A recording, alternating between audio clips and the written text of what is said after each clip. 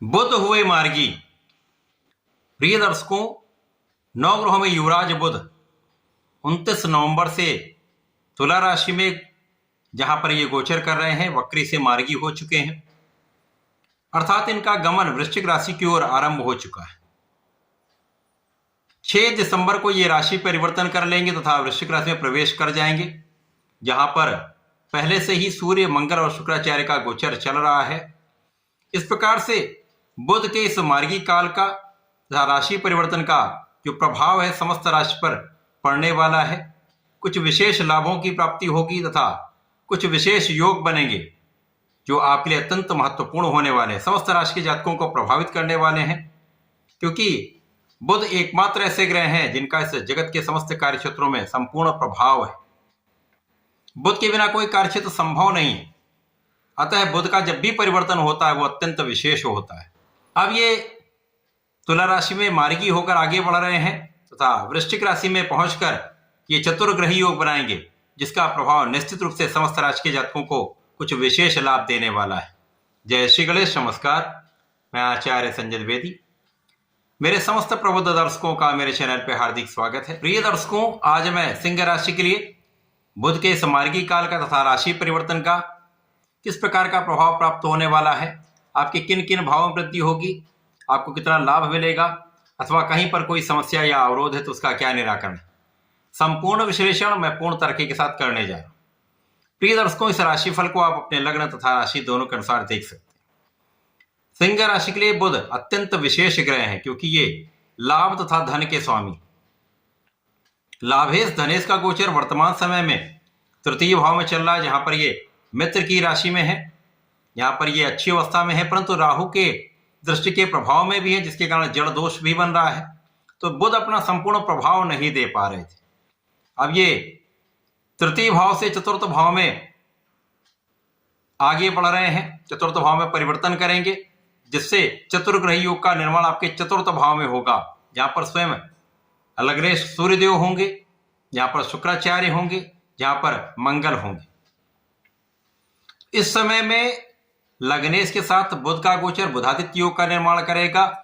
शुक्राचार्य जो यहाँ पर आपके कर्म क्षेत्र के स्वामी हैं, उनके साथ महाप्रबल लक्ष्मी योग बनेगा। भाग्य के स्वामी मंगल के साथ महायोग बनेगा। यद्यपि मंगल बुध में मित्रता नहीं, परंतु यहाँ पर चतुर्थ भाव में दोनों अपने अपने प्रभाव को प्रदान करने वाले हैं।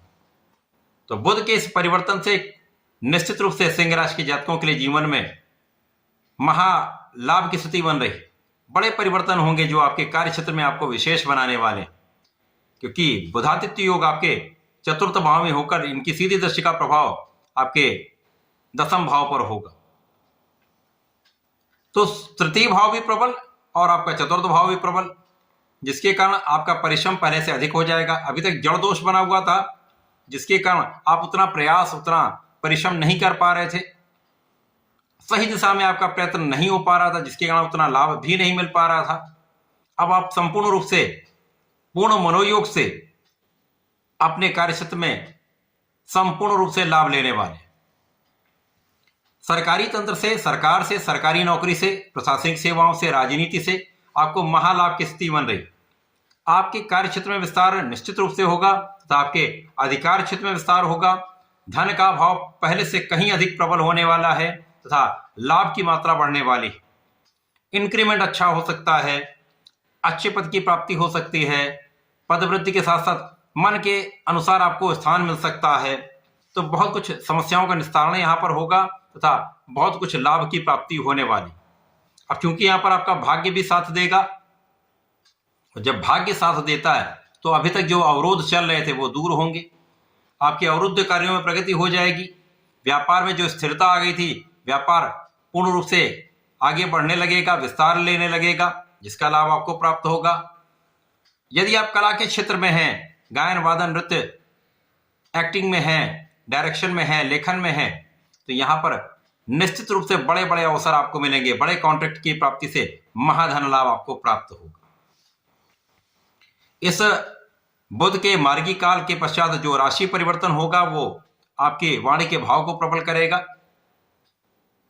वाणी की मधुरता, वाणी की चतुरता तथा बुद्धि का बल आपको विशेष बनाने वाला है। आपके क्षेत्र में सर्वोत्तम लाभ की प्राप्ति कराने वाला है। अब यहां पर आपकी ऊर्जा नियंत्रित तो होगी। अब पराक्रम योग भी बनेगा, लेकिन पराक्रम सही दिशा में होना चाहिए। तो बुध के कारण आप सही दिशा में प्रयत्न करने वाले हैं। आपका पराक्रम श्रेष्ठ लाभ देने वाला है।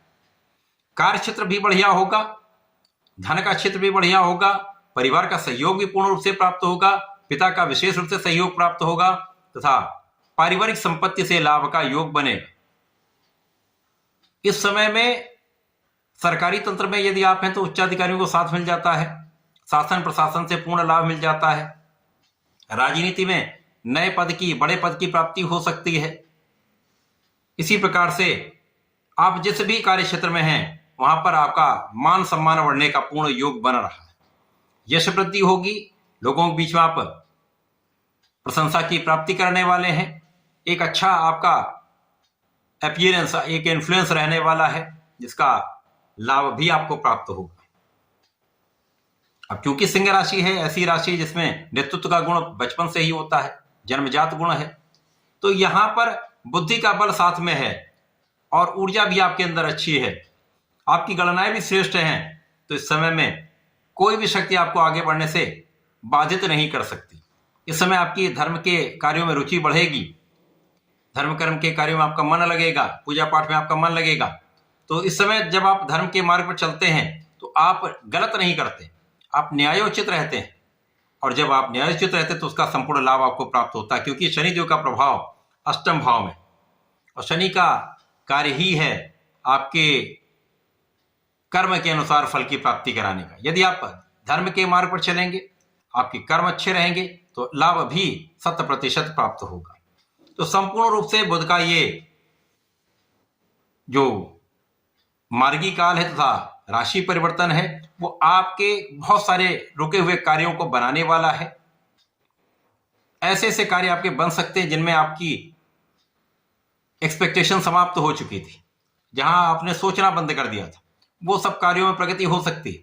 आपके जो बाधित कार्य थे वो बन सकते हैं। कानूनी समस्या में आपको विजय प्राप्त होगी यहां पर। तो बहुत कुछ चीजें आपके पक्ष में रहने वाली, तो समस्याओं का समाधान करके आगे आप बढ़ने वाले। इस समय का संपूर्ण उपयोग करने के लिए गणपति महाराज की आराधना करें, ओम गंगणपतये नमः का जाप करें तथा प्रत्येक बुधवार को गणपति महाराज को मोदक का भोग लगाएं अथवा लड्डू का भोग लगाएं तथा दूर्वा का अर्पण करें, विशेष लाभ आपको प्राप्त होंगे। यदि इस समय में गणपति अथर्व शीर्ष का पाठ कर लें या सुन लें, विशेष लाभ मिलते हैं। तो ऐसा करके इसका लाभ लें। धन्यवाद, नमस्कार।